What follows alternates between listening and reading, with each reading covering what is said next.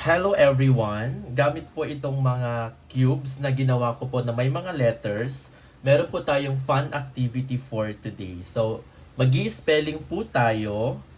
Okay? Gamit po itong mga cubes na ito. Pwede po natin itong gamitin sa ating mga kindergarten classes, sa spelling activity natin. Pwede din po ito sa grade 1, grade 2. Ayan. And of course, pwede din ito i-integrate ang reading. Siyempre, kapag i-spell ng bata, pwede nilang basahin itong in-spell nila. Ayan. So, meron akong checklist dito. Ayan. So, ito yung mga i-spell ko for today. Okay. So, let's start. So, ang first na spell natin ay halaga. So, start tayo. Hanapin natin yung letter H. Ayan. Letter recognition. Ha. Letter L. Ayan.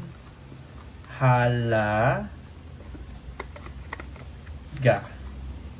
Ayan. So, check natin since na-spell na natin siya. Ayan. Halaga. Next word ay kasama. Ka. Ayan. Sa. Ma. Ayan. So, check natin. Next word natin ay sila. Si. Ayan. La. Let's see kung saan yung...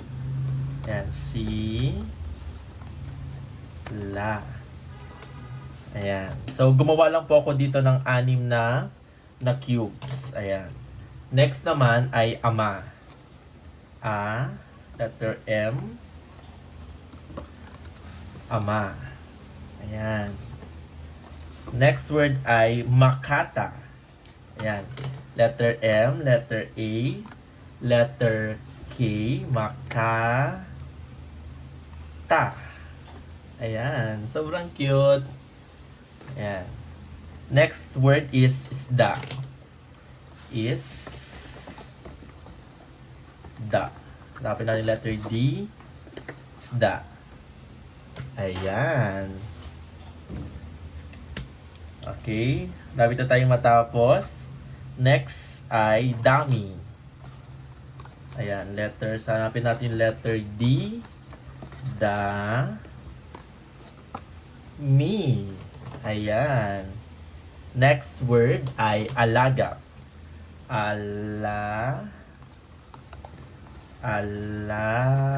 Letter A. Where's the letter G? Alaga. Ayan. Check natin. Next ay balak. Letter B. Where's the letter B?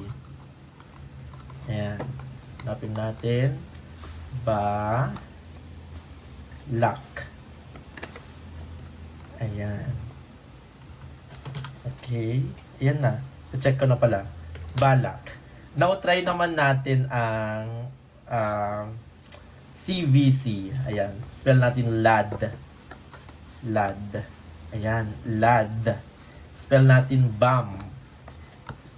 Letter M. Bam. Ayan. Ano pa? Spell natin ang sum. S-U-M. Sum. Okay. So, ito po. Gumawa lang po ako ng 6 na cubes. Ayan. Pwede natin gamitin ito for our spelling activity, pagpapantig sa ating mga classes. Ayan. And then, gawa din po kayo ng checklist kung ano yung mga ipapabuo nyo pong mga salita sa inyong mga pupils. Ayan. Sobrang ganda. Letter recognition, spelling, and reading. I-upload ko po ito sa aking drive. Abangan nyo na lang po kung kailan ko po ma-upload. Ayan. Thank you everyone.